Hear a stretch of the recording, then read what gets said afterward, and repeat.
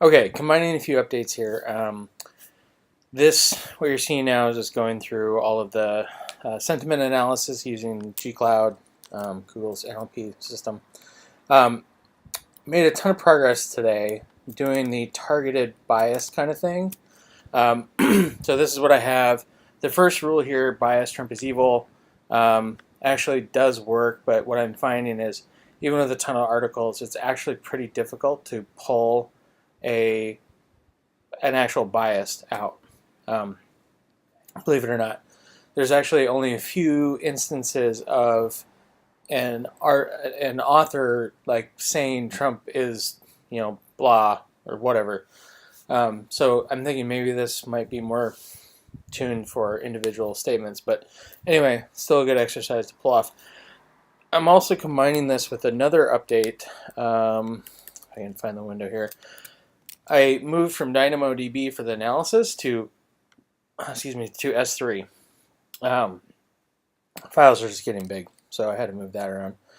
It's not a big deal. But the other thing I wanted to show off here, I keep losing my windows. As I've been interviewing for jobs, they've been asking me for things like, can you deploy an application in AWS? So I've been pointing them at this DevOps project that I have, and a series of articles that I've written on how to do that. So I thought it'd be kind of neat if I showed this Misty's engine being deployed with the tools that I wrote around this idea of like doing an interview homework test to show that I can deploy something. So actually doing something with this code. So to that end, we have two CloudFormation stacks here, and they were deployed with these two commands. CF Launch is CloudFormation Launch is tooling that I built. It's a modular compositing system that I've been developing over the years. Just basically goes and creates CloudFormation stacks, and here we can see the template. It's compiled JSON, compiled whatever. Very complicated stacks. Creates a bunch of stuff. So here the ECS dev 040 is creating the ECS cluster with a version string of 040. We should have, see version. So I'm doing versions at the infrastructure level, and then same with MistyDev. MistyDev has a requirement to use ECS dev, and so all of the parameters and everything are pulled out from that. So you can see the ECS cluster is actually pulled from querying CFT and then looking at this guy and getting its resources and putting it into the parameters. So it's like dynamic resource lookups. This stack also uses a weighted DNS entry. So when the stack comes up, it creates an entry for MistyDev. It has a weight. The initial weight is 0. I set it to 100 when I'm ready to have everything flip over. And here we see the ECS cluster. One thing I'll show you here is I just made a new update. I built the packages, or Docker image. So here's see. I ran my make command to make the Docker image, and then logged into ECR, and then did the push with the Docker image up. And so now I'm going to deploy it.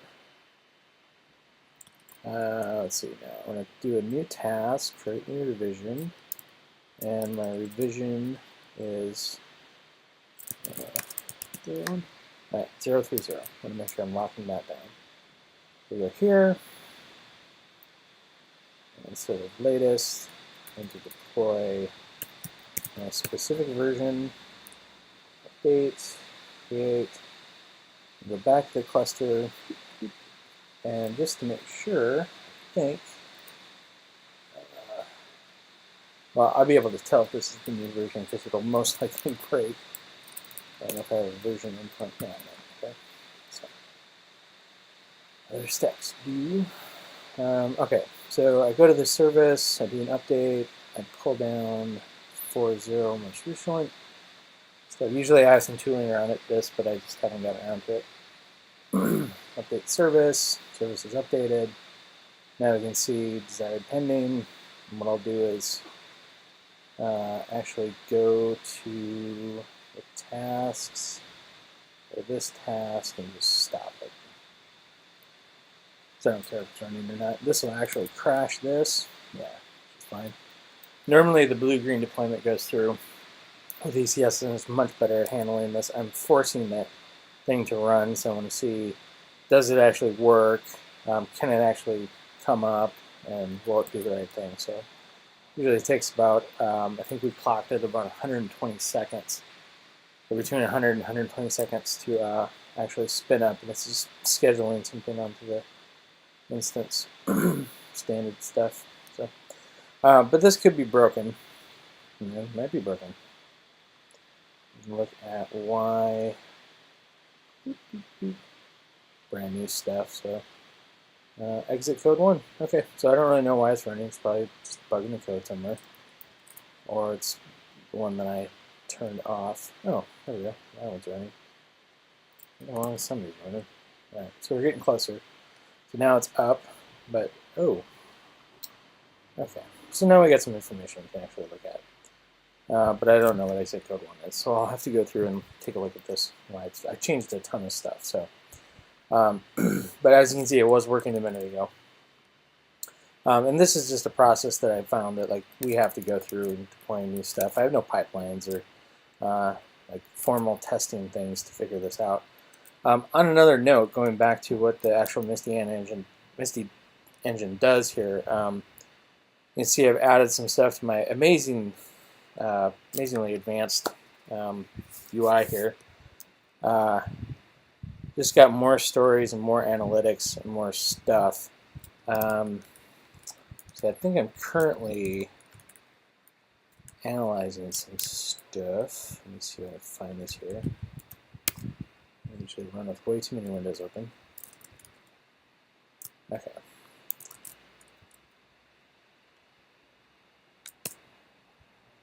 Okay.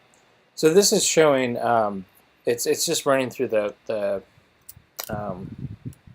tasks. Completely blank there. Let's see if we go. There's a specific article. I can show this. I'll figure it out and find it later. But there's one article that says Trump is a moron, and so you can see it actually pull that out and find it. So anyway, that's the update so far. Hope you're enjoying.